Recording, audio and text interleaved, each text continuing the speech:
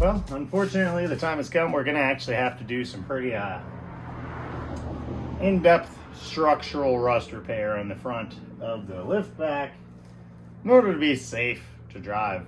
Lower core support and the driver's side frame rail, very questionable. Unfortunately, the tension rod brackets, they bolt to the lower core support, and well, when you hit the brakes, or if you were to hit a curb or a pothole or something, that lower core support is doing most of the holding front to back of this wheel. So, unfortunately, that's going to take a lot of disassembly of the front end of this car to get to the parts we need to do. So, not real thrilled, because she's pretty crunchy. But, guess we're going to try to get as much done as possible today. And, see what I can't cut out and fix. Well, got a lot of it blasted apart. Tension rod brackets are pulled. Over here we can kind of see how much of the core support is rotten. Top of that frame rail is rotten, and the inner fender structure is starting to pull away. Down here it's pretty much gone. So gonna have to try to straighten some of this out, cut out what we have to, and you know, just replace what we can, re-add the tabs for tension rod, frame rail, bracing, and yeah, well, just have to make it strong. Hopefully we can keep it stock appearing and at least good looking too.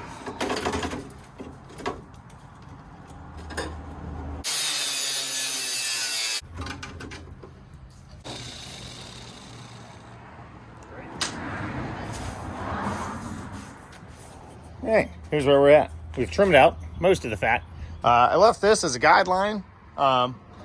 We may try to retain that front lip or just cut it off at the end here. But for now, leaving it as a guideline.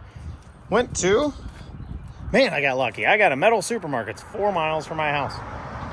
Yep. So, scooped some 3-inch square tubing and some 2x2 square tubing. We're gonna rebuild this frame rail, doop, and rebuild the whole lower core support. Then we'll have to probably weld on tabs for our tension rod brackets, and then try to sheet metal anything else we need to glue back together. And then, yeah, theoretically, it'll be a car again. Well, which one was it? Cool.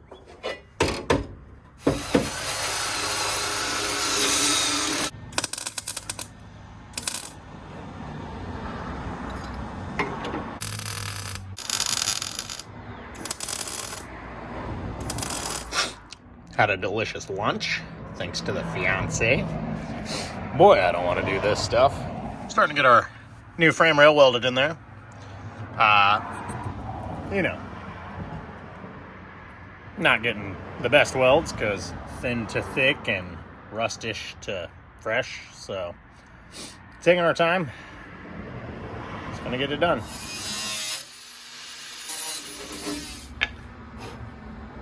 Certainly wouldn't win any awards, but it's definitely in there. Plenty sturdy. So frame rail section, we're gonna call that done. Time to move on to lower core support. Oh, we're gonna call this gap 26 inches. Mark out our 2x2.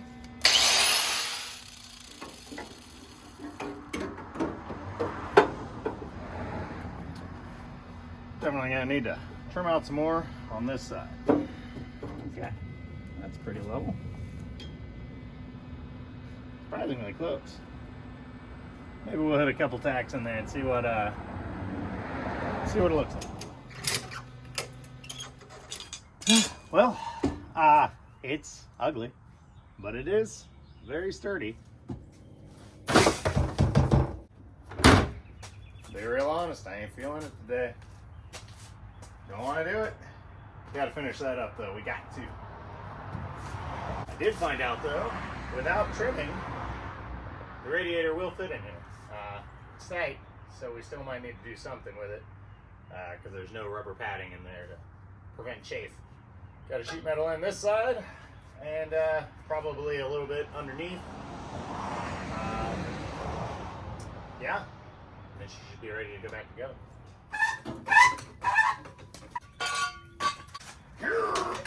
Yeah! Woo! Who made car so darn heavy?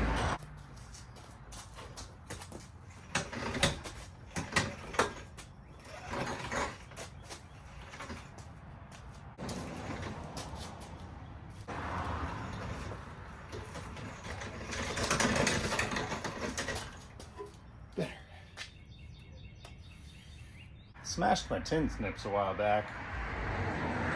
This is definitely a tin snips kind of job. Dang it. Need to service a bunch of my tools. So I've got normally I have two grinders. One with a cutoff wheel, one with a flap disc, but the plug on my flap disc one recently broke. Got a new plug in there. Just haven't got around to swapping them.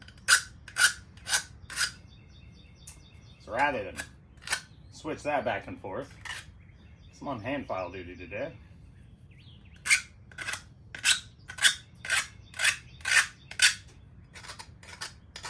Yes, I'm using it wrong. It's fine. Everything's fine. Oh, never at stool height. You never get to use this thing.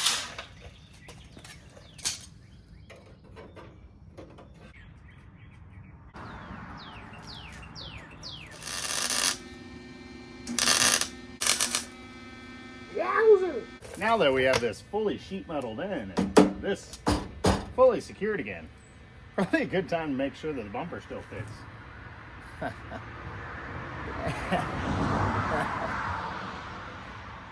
USDM bumpers are pretty heavy.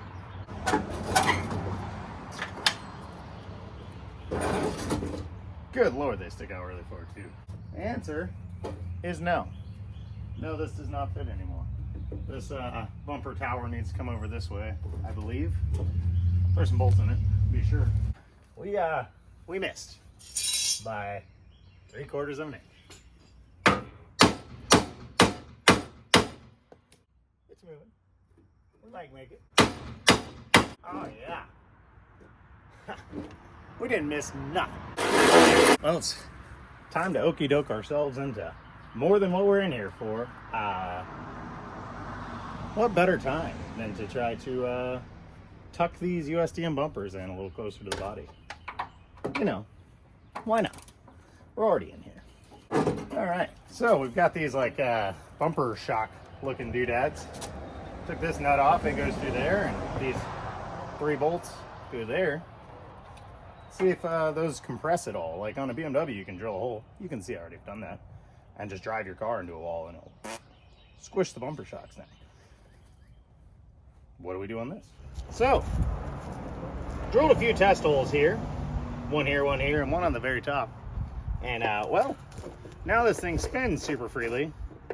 I filled it with PV Blaster, but it has no give or take. So it's not a gas shock. There's definitely some kind of retainer in there. Struck it on the back with a hammer a few times and it doesn't go down. So I think we're going to cut it off. See what retains it. See if we can slide it farther down onto this inner shaft. There's definitely some kind of shock in here. I just don't know how it works.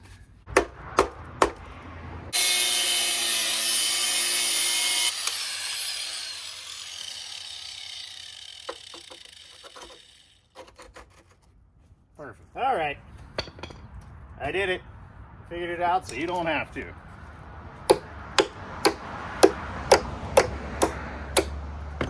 This little bracket, it's got a rubber coupler flange on it, and it just sits flush on this. Now, this outer part, it's retained right here.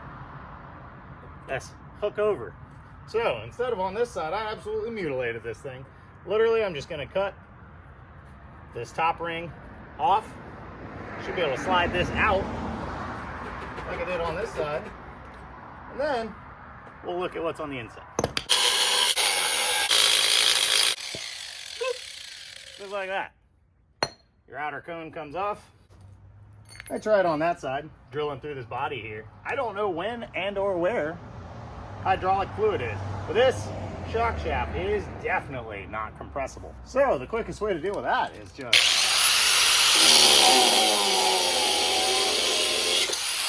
lob it off. Now I can slide on there as far as we need it to. Tuck this in. Once it's on the car, then we'll weld it. All right, put this headlight shroud valence doodad thing on to get a better idea. So right about here is roughly factory length on the bumper. I got everything bolted back up. Now we can just,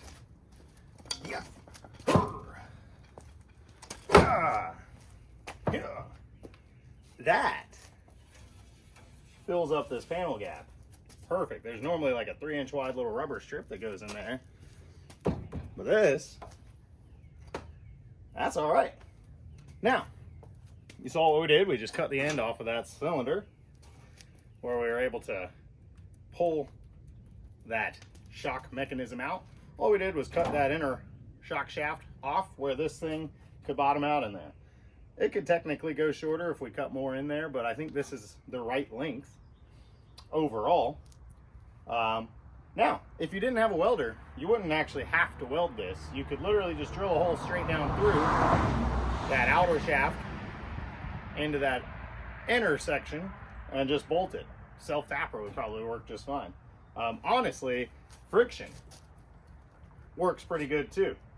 So I think since I cut this side so much, I'm gonna go ahead and weld it, drill a hole in that one, plug weld it, and call it good. And then we'll move on finishing up the rest of the metal work on this thing. Well, this lower valence, it's a little beat. So see if we can't shape that back the way it was supposed to be. You know, probably not. Figure it out.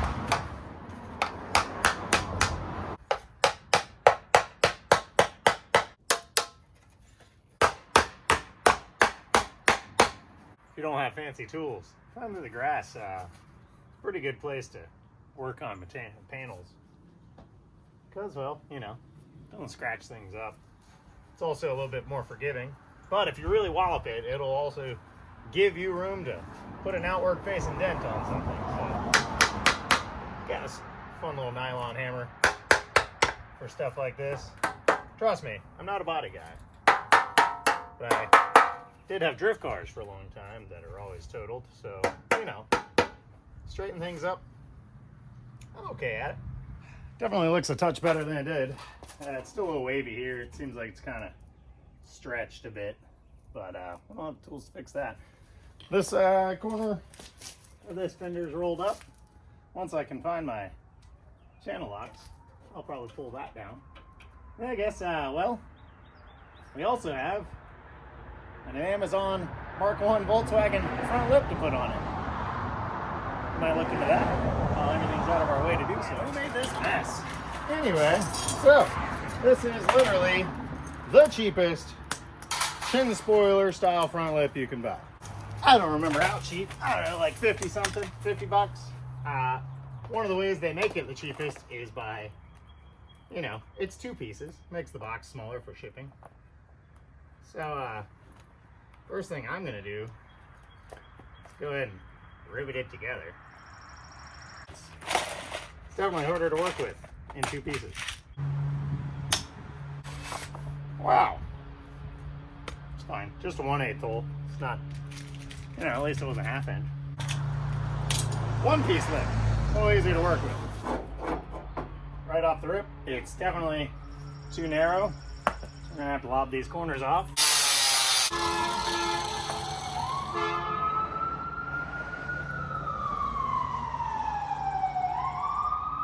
Slowest moving ambulance I've ever seen. Man, this thing fits bad. Oh, there's my channel locks. Couldn't find them earlier. Look at that. just in time to use them as a hammer. All right. Well, that'd be easier if you could fit a self-tapper. Dang it. Aha! Self-tappers from the back. Duh. Afterwards, I did end up grabbing both the lip and the valence, trying to twist them down a little bit to give it more of a downward angle. Now, that being said, the nose of the car is up in the air, so we can adjust on that once we got everything back together and down on the ground. Now, I think everywhere else, we're just ready to start assembly here. You know, there's never going to be a good time to do those tension rod brackets, so let's do that. Oh, buddy. Yeah.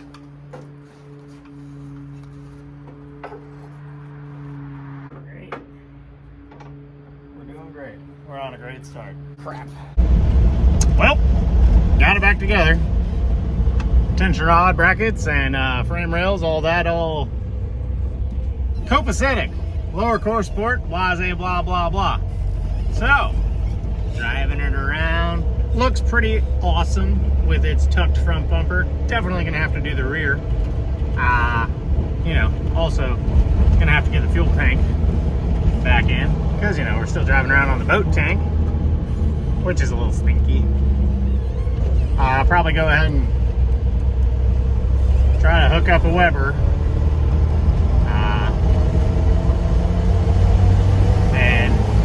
Once the tank's back in, we can probably try to switch back to a mechanical pump on the motor and delete on this electric pump that I have sitting in the passenger floorboard.